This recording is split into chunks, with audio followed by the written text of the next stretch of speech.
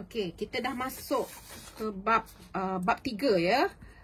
Bab 3 ni bab metodologi. Metodologi ni memang kita bila salah huraian, kalau salah huraian memang salah semuanya ya. Jadi kalau kita lihat dalam bab 3, okey, kita ada banyak subtopik. Tujuannya supaya kita sendiri faham dan pemeriksa pun faham, orang lain yang di mana-mana saja yang berada dalam Malaysia, luar negara, bila baca pun faham. Kerana kita huraikan cara kita menjalankan kajian. Itulah namanya metodologi. Jadi di sini kita lihat kita ada banyak subtopik ya.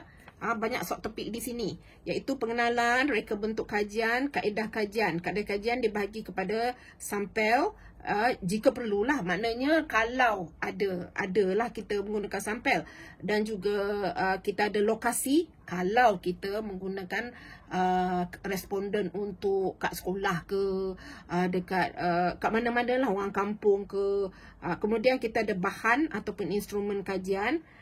Kita ada prosedur, analisis, kerangka teori, kerangka konseptual dan juga kesimpulan. Okey, seperti biasa pengenalan kita tadi dalam satu perenggan. Itu tak ada masalah lah, iaitu 3.1 pengenalan. Kemudian kita ada reka bentuk. Okey, reka bentuk. Dalam reka bentuk, huraian itu dalam pendek je sebenarnya. Dalam satu perenggan je. Sebab kita jangan keliru ya. Kita cuma, dalam reka bentuk ni cuma kita nak jelaskan bahawa adakah kita menggunakan kaedah kualitatif atau kuantitatif. Okey, jadi itu kalau kita gunakan kedua-duanya, kita jelaskanlah. Okey, jadi kalau misalnya awak nak buat rujukan sikit dekat sini ke menurut siapa-siapa, tapi adalah wajar untuk tidak beri definisi. Nak buat apa kita nak bagi hasil kuantitatif, definisi kuantitatif lah, kemudian kualitatif lah, nak buat apa? Tak perlu beri ni. Cuma kita memberikan bahawa, sebab ingat ya, bab 3 ni huraian tentang kajian kita. Yang kajian kita yang kita nak jalankan ni. Jadi dalam satu perenggan cerita pasal kualitatif atau kuantitatif atau kedua-duanya. Kemudian kita masuk ke 3.3 baru kaedah kajian. Kaedah kajian ni barulah yang kita nak jalankan kajian ni ya. Apa kaedah yang kita gunakan. Jadi kalau di sini kalau kita gunakan sampel, kita letaklah. Kita kan letaklah siapa. Jadi kalau okey, kita bagi contoh ya. Kalau sampel kajian saya menggunakan 20 orang pelajar. Jadi sekarang ini saya kena pastikan bahawa saya kena huraikan dengan terperinci, iaitu saya pakai sekolah rendah, lelaki berapa, perempuan berapa, umur 9 tahun, kena spesifik ya, kena spesifik. Yang lelaki perempuan tu kena tahu berapa lelaki berapa perempuan. Okey, sekolah rendah ini pelajar sekolah rendah, kita dah cakap sekolah rendah kan. Kemudian kita ada satu lagi subtopik, iaitu lokasi. Lokasi ini kita kena letaklah contoh ya, sekolah kebangsaan Serdang. Masalahnya sekarang saya tahu sekolah tu kat mana. Okey, pemeriksa tak tahu. Okey, pemeriksa tu mungkin tinggal di negeri lain, dia tak tahu kat mana. Mungkin kita akan letak koordinat. Okey, dan lebih bagus letak peta. Peta daripada Google Map ke, daripada apa yang jelas menunjukkan lokasi sekolah ini, daripada jalan besar, daripada apa, supaya awak tahu sekolah ni di sini. Dan juga kena tahulah ni sekolah ni luar bandar ataupun bandar. Jadi kena jelas, terperinci. Itu yang saya kata dalam metodologi ni kena terperinci. Jadi lokasi. Kemudian kita ada bahan. Okey. Tadi kita punya kita punya kajian ini tadi tentang wacana tekstual skrip animasi ya. Jadi sekarang ini saya ada sampel, saya ada lokasi. Okey, kajian ini memang sampel tu sebab kita ambil yang pelajar sekolah untuk kita nak temu bual pasal skrip animasi. Lokasi, saya juga ada bahan. Okey, ataupun instrumen saya gunakan. Jadi yang ini saya pakai tadi animasi kan. Animasi cerita rakyat. Jadi sekarang ceritalah tentang bahan ni, cerita tentang animasi cerita rakyat. Terbitan Dewan Bahasa Pustaka yang ditulis oleh Normaliza Abdul Rahim pada tahun ni. Ini animasi cerita rakyat ni saya yang tulis ya. Dan lirik lagu, skrip semua saya yang buat ya. Dan diterbitkan oleh Dewan Bahasa Pustaka. Dan kalau nak tengok, boleh tengok di Google Store. Memang saya dah ada di Google Store. Ada 33 buah cerita dan 33 buah lagu. Ini promosi tiba-tiba. Okey, ni sekarang ini bolehlah kalau siapa-siapa nak tunjuk kepada anak saudara ataupun jiran punya anak saudara, atau jiran punya anak saudara, ataupun anak dia, cucu dia pun boleh.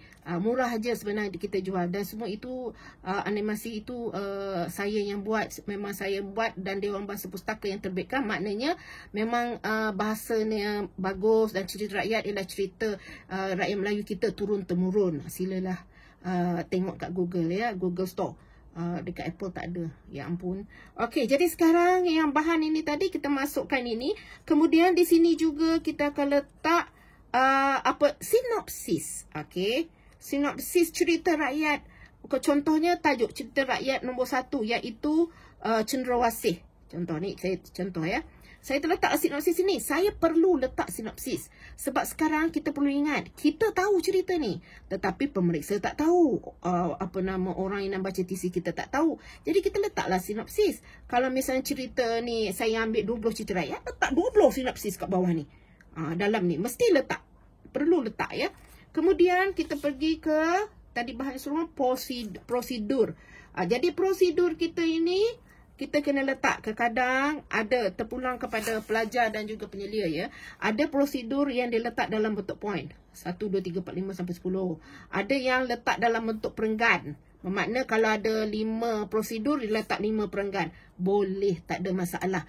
Asalkan kita tahu bahawa prosedur pertama ada kaitan dengan prosedur kedua, ada kaitan dengan ketiga, keempat, adalah kaitan. Janganlah nombor 1 awak kata awak ambil apa nama ni, awak panggil pelajar ataupun tadi ikut objektif 1 dia kena pasti skrip wacana tekstual, awak ambil skrip animasi tersebut, kemudian awak analisis atau analisis dengan menggunakan ni. Tiba-tiba prosedur kedua awak dah panggil pelajar untuk beri pendapat. Bilanya panggil budak tu membaca skrip tu? Bila pula tu macam seolah langkah itu, prosedur tu, tiap-tiap langkah tu dah melompat-lompat. Jadi salah. Jadi pastikan yang ini terpulang bentuk poin atau bentuk paragraf, tetapi perenggan, tetapi pastikan ia mengikut macam mana awak jalankan kajian. Itu penting. Langkah-langkah bagaimana jalankan kajian tu awak je yang tahu, orang lain semua tak tahu. Jadi kena langkah satu-satu. Okey, balik kepada 3.3.5 merupakan analisis. Okey, analisis ini penting ya, sebab sekarang ini kita ada 2 objektif. Jadi awak huraikan mengikut objektif pun boleh. Jadi awak huraikan analisis pertama digunakan dengan cara macam ni. Jadi di sinilah awak akan letak yang awak buat coding tadi. Ingat tak coding yang saya cerita kat dalam dekat dalam bab 4 tadi? Macam contoh, sekejap ya. Okey, contohnya awak dah buat coding SK1 hingga SK30 merupakan skrip lah. Skrip 1, skrip ni S1 hingga S30, sampel 1 hingga sampel 30. Jadi itu ni analisis ni yang awak kena jelaskan. Dah huraian tadi awak jelas tu SK. Ini biasa kadang-kadang dia orang buat dalam bentuk jadual. Iaitu dalam maksudnya sini SK maknanya ni skrip. Okey. Bermakna SK1 maknanya skrip 1. Sampel tadi, nak pakai sampel 1 bermakna sampel 1. Ini dia punya kotak. Nanti huraian ceritalah SK merujuk kepada apa-apa dia. Hurai. Sebab ini coding ni penting. Sebab dalam data kalau tak ada coding-coding kita nak letak ni, kita tak faham. Takkanlah kita nak setiap kali nak type kataan skrip 1, skrip 2, skrip 3. Tak boleh lah macam tu kan. Dan juga yang ini pula sebelum awak dah ni, kena adalah pula satu lagi jadual yang menunjukkan SK1 maknanya cerita apa? Cenderawasih. Okey, SK2 cerita apa? Okey, burung pipit contoh dia. Ini tajuk daripada skrip. skrip yang awak dapati dari cerita skrip animasi itu tadi. Kena letak ni lah, lepas tu hurai. Ni letak hurai. Kemudian bawah tu barulah awak ceritakan macam mana awak analisis data tersebut. Berikan contoh macam mana awak analisis. Jadi yang ini kadang-kadang pelajar pandai. Dia tengok bab 4. Okey, macam mana dia bawa yang bab 4 tu sikit, letak kat sini contoh analisis. Supaya pemeriksa faham. Oh, begini cara dia analisis rupanya untuk objektif 1. Oh, begini cara dia analisis untuk objektif 2. Asingkan cara awak huraian tentang analisis objektif 1 dengan objektif 2 dan objektif ketiga. Di situlah bahawa yang pemeriksa akan faham cara analisis data ini ya. Seterusnya, setelah dia buat macam analisis, kita ada 3.4 kerangka teori. Jadi kerangka teori ni 3.4 kerangka teori ya. Ini dah betul-betul tulisan doktor. Saya sendiri tak faham. Okey, kerangka teori ni ialah pemilihan teori awak. Teori apa? Jadi sekarang tadi kita memilih teori analisis wacana Norma Liza Abdul Rahim 2019. Jadi lukislah kerangka. Nama pun rangka kan? Jadi rangka, jadi tulis sini teori analisis wacana. Kemudian awak letak tadi seperti yang awak tulis yang dapat tadilah. Nanti kejap ya, saya ambil. Okey, ini. Jadi ini rangka dia. Okey, ini rangka dia. Kemudian bawah ini rajah 1 teori analisis wacana Norma Liza Abdul Rahim 2019. Kemudian bila dah ada yang ini tadi 3 berapa? 3.4. Okey. Ni kerangka teori. 3 dah sudah ini, barulah bawah ini huraikan tentang teori. Rajah 1 di atas. Dan dalam inilah awak huraikan satu ni. Huraian ni tentang teori Norma Liza Abdul Rahim ini. Yang ini sahaja lebih kurang 2 hingga 3 halaman. Sebab ini penting. Kerana huraian tentang teori ini penting. Kerana macam saya katakan sebelum ini bahawa kita menganalisis data, kita jalankan kajian mesti berpaksikan teori. Tak ada teori memang payah nak jalan. Jadi takkan kita nak pakai analisis je. Ada juga saya dapati bila saya jadi pemeriksa Viva ya.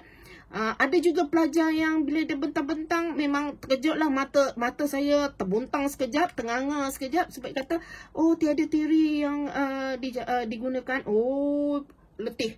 Masa tu memang terkejut, memang tak tahu apa nak buat. Macam mana boleh analisis data tiada teori? Dia kata, oh saya rasa, ini semua main saya rasa je ni, memang tak ke mana lah, rasalah sendiri ya. Jadi sekarang ni rajah 1 huraikan semuanya, tiap-tiap satu ini. Tapi ingat ya, huraian tentang teori janganlah salin bulat-bulat. Macam contohnya teori saya ada dalam buku saya ni, Kajian Wacana Strategi Komunikasi Teori dan Aplikasi. Ada dalam buku ni teori saja. Ada jugalah budak pergi salin bulat-bulat ni, ingatkan kita ni tak tengok ke? Saya rajin membaca ya. Jadi jangan ubah ayat. Itu orang kata kena parafraza. Paraphrase. Parafrazakan ayat-ayat itu. Jadi tapi kena sebutlah menurut Norma Liza Abdul Rahim 2019 kandungan bla bla bla bla bla bla. Jadi ceritakan tentang teori. Dan juga dalam teori ni awak boleh juga cerita tentang teori analisis wacana Norma Liza Abdul Rahim merujuk kepada teori yang dicadangkan oleh siapa-siapa sebelum ini. Memperbaiki teori yang terdahulu. Sebab teori yang lama semua yang didapati 1980 1977 ada yang dapat terlalu lama. Sedangkan kita kita perlu tahu ya bahawa pada zaman dulu kita manusia pun berbeza. Kita dah ada digital sekarang. Manusia dia lebih banyak bercakap dan berani bercakap secara maya. Dan juga sebenarnya itu memang boleh buat kajian banyak ya. Dan juga bila bercakap sekarang kanak-kanak kecil, kita tanya 1 dia jawab 46. Jadi zaman dulu memang orang tua cakap, kita tanya dia 1 soalan dia jawab 10.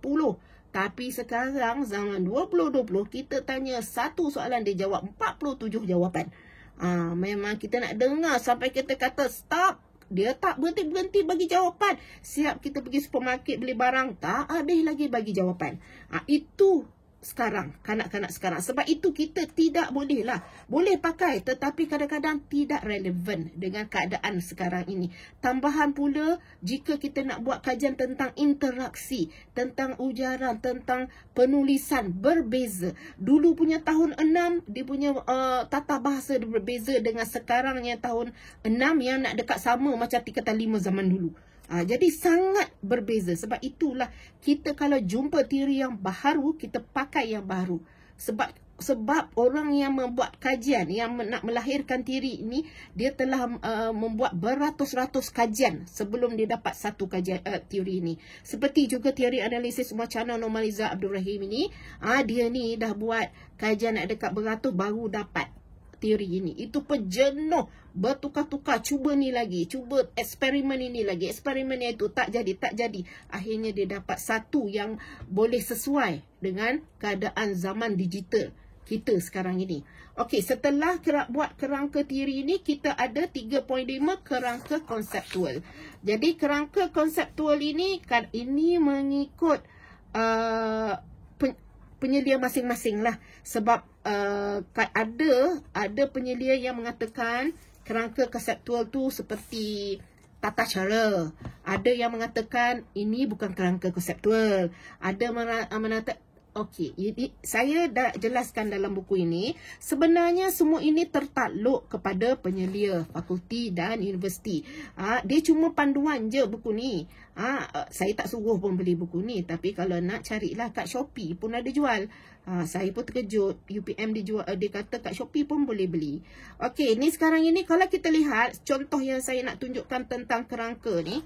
Okey, ini yang sebelah kiri ni ya. Ini menunjukkan kerangka konseptual. Ini untuk ini saya.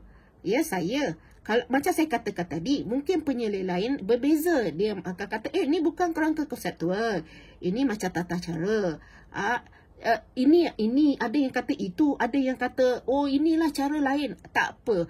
Jangan bimbang, jangan gusar, pelajar ya. Pelajar ikut je cakap penyelia masing-masing.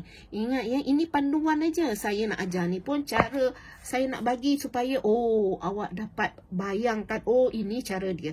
Tapi bila buat mungkin lain tidak mengapa, tak ada masalah ya. Jadi sekarang ini bila kerangka konseptual tu ada, ni letak dalam satu halaman je ya. Bila kerangka konseptual tu ada, bila kita lihat sekali, sedangkan awak dah hurai semua ni dalam bab 3. Tapi bila sekali saya tengok, baru saya faham alur itu. Gunakan ini instrumen. Bahan dia ini. Jadi kita dapat lihatlah dengan lebih jelas ini. Kalau saya nak terperinci, saya patah balik tengok dia punya huraian bagi tiap-tiap satu subtopik itu. Bagi saya itulah kerangka konseptual. Jadi bagi pelajar terpulanglah macam mana. Tapi ini bagi saya ini jelas. Okey, kalau tengok bahan, okey macam ni. Nak tengok lebih terperinci, tengok dekat dalam bab 3. Ini. Jadi ini letakkan di akhir. Jadi yang ini 3.5 ini tidak perlu huraian. Langsung tak perlu huraian. Kerana huraian sudah pun dibuat. Letak je ke atas ni satu halaman. Memang habis. Kemudian 3.6 terus masuk kesimpulan. Jadi dalam kesimpulan ini, macam biasa, simpulkan dalam satu perenggan. Ingat ya, macam saya katakan tadi, semua bab ada kesimpulan kecuali bab 5. Semua bab ada pengenalan, semua bab ada pengenalan, tak ada terkecuali. Jadi kena ada. Setiap bab pengenalan tu memang huraikan apa dalam bab. Okey, untuk bab 3. Okey, biasa dia tanya, Prof, berapa halaman ya bab 3? Jadi bab 3 ni kita sebenarnya tak, sebab kita cuma benda-benda semua huraian yang kita punya ya. Jadi tak perlu banyak. Bukanlah sampai 40 halaman. Okey, dalam ni pun dia ada nyatakan. Biasanya yang ini saya kata tak perlu banyak. 10 hingga 12 macam tu. Jangan sampai 20 halaman. Kalau 20 halaman benda lah awak nak buat. Mungkin yang banyak tu di sini. Sinopsis cerita. Mungkin itu yang banyak. Tetapi yang lain-lain tu semua, sebab kita jelas ya, macam kita cerita pasal sampel. Okey, ini dia. Okey, bahan ini dia. Kalau contoh kita buat kajian tentang Instagram contoh ni kan. Jadi kita letak bahan, kita boleh screen capture satu contoh, letak dekat situ. Okey, contoh yang Instagram tu lah kita boleh letak kat situ. Tapi ini tak perlulah sebab kita ada sinopsis bagi 20 cerita itu. Itu jadi lebih panjang. Dapatlah lebih kurang 10 hingga 12 halaman. Sebab ini bukan bab analisis, ini bab metodologi. Cara kita menjalankan kajian. Okey, selain daripada itu saya rasa untuk bab 3 kalau lihat semua saya dah jelaskan dengan terperinci. Dan juga huraian bagi setiap satu tu kena panjang ya, sampai lokasi bahan kena panjang. Kadang-kadang ada juga pelajar yang letak data rintis. Contoh-contohnya dalam prosedur kelepas prosedur tentang rintis, ya, kajian rintis. Boleh juga sebab kita nak dimaklumkan bahawa kajian rintis dijalankan. Kadang-kadang dia letak bab 3. Okey, boleh juga nak diletakkan di situ. Supaya kadang-kadang ialah kajian rintis ni melibatkan soal selidik. Soal selidik kadang-kadang dirintiskan sebanyak 2 atau 3 kali round pun tak betul juga lagi. Cuba lagi banyak kali sehinggalah soal selidik itu betul-betul sempurna. Jadi itu kita boleh jelaskan dalam ini. Tapi jika tidak melibatkan soalan, tak apa. Kalau contoh ni tadi, mana tadi ya? Okey, dalam bahan ini tadi, ini bahan. Sebab kajian ini melibatkan skrip kan? Jadi kalau melibatkan soalan temu bual, maknanya dalam sini kena ada, dalam inilah kena ada satu lagi iaitu instrumen. Okey. Sebab ni tadi sebab tak pakai ya kajian. Jadi yang kalau melibatkan soal selidik kena adalah instrumen. Jadi di sinilah awak kena huraikan instrumen apa? Soal selidik. Okey. Jadi dalam soal selidik biasanya awak letak je lah. Kalau kadang-kadang orang letak kat lampiran boleh juga letak lampiran. Tapi jelaskan apa yang ada. Okey, bahagian A mengandungi 5 soalan, apa dia, bahagian B apa dia, bahagian C apa dia, jumlah soalan apa ni. Okey, ini 3.3.4.1. Lepas tu awak ada pula soalan temu bual. Temu bual pula. Macam mana jalan temu bual dijalankan, huraikan di sini. Dan juga soalan temu bual tu letaklah soalan 1 apa dia, 2, 3, 4, 5 dan 7. Di sinilah kalau nak letakkan tentang kajian rintis. Jadi adalah semuanya di sini. Itu kalau awak pakai instrumen. Kalau tak ada, tak perlu letaklah. Jadi sekarang kena ada. Jadi kalau misalnya soalan selidik tu tak nak letak kat sini, biasa orang letak dalam lampiran. Soalan temu bual boleh letak sebab tak banyak biasa soalan. Jadi biasanya kajian yang kita jalankan, kita perlu adalah triangulation ya. Maknanya sekarang dalam bahagian ni memang kita ada temu bual, kita ada soal selidik, dan juga mungkin lagi satu dia ada buat pemerhatian. Ialah kalau dia nak jumpa pelajar itu dan juga dia ni kena ada pemerhatian ya. Okey, pastikan bahawa bila ada pemerhatian itu kita kena jelaskanlah dengan pelajar macam mana cara dia.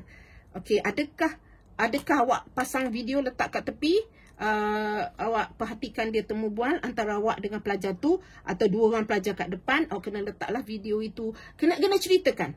Ceritakan itu cara-cara di sini. Cara-cara pemerhatian tu dijalankan. Lepas tu masa analisis, masa prosedur tu cerita, jelaskan yang step by step tadi. Step by step daripada mula sampai habis. Kalau nak asingkan ikut objektif pun tak apa. Sebab objektif satu awak tadi berbeza dengan objektif kedua. Okey, boleh faham tak ni? Jadi saya harap yang ini saya ulang balik. Kita ada pengenalan, reka bentuk. Okey, tengok sini lah senang. Kita ada pengenalan, reka bentuk, kaedah. Kita ada sampel, lokasi, bahan atau instrumen. Ini memang ada nyata sini. Saya tertinggal tadi, maaf ya. Jadi kita ada bahan, kita jelaskan bahan. Kalau kita ada bahan lah. Lepas tu kita asingkan dengan instrumen. Instrumen yang kita gunakan. Jadi kalau ada kedua-duanya, bubuh dua-dua sekali. Tapi pastikan penomboran tu berbeza. Kemudian kita ada prosedur, analisis, and then kemudian kita ada kerangka teori dan kerangka konseptual. Dan akhirnya kesimpulan. Jadi dalam bab ini lebih kurang 10 hingga 12. Paling banyak pun 15. Jadi biasanya jarang pelajar dia buat sampai 15 halaman. Sebab tak ada apa yang kita boleh jelaskan yang dengan panjang lebar ya. Jadi ingat ya, bab 3 ni sangat penting. Biasa bab 3 ni untuk kajian kita. Maknanya huraian tentang bagaimana cara kita nak menjalankan kajian. Jadi yang dalam ini ya, ingat ya, tak perlulah saya tak perlulah bila tulis sampel kemudian nak buat definisi sampel. Nak buat apa? Kita tak mahu nak baca tentang. Lepas tu lokasi, ada juga pelajar definisi lokasi menurut Kamus Dewan, bla bla bla bla bla. Memanglah nak kena garis dengan pen merah lah tu. Tak perlu definisi ni semua, tak perlu, sebab yang ini semua ni kita punya, pelajar punya. Kecuali yang ini je, kalau mungkin awak nak cerita sikit adalah bukanlah definisi, tapi adalah rujukan. Bolehlah. Kalau tak ada rujukan, tak ada masalah. Sebab ingat, bab 3 ni kita punya. Kecuali teori. Teori bukanlah kita punya. Itu saja. Teori tu bukan kita punya. Yang lain tu memang kita punya. Sebab kita nak bagi pemeriksa faham tentang macam mana kajian kita dijalankan. Kita nak bagi tahu bahawa kalau misalnya pelajar lain bila baca merujuk tesis kita, mereka akan faham terus tentang bagaimana kajian kita ni dijalankan, ya.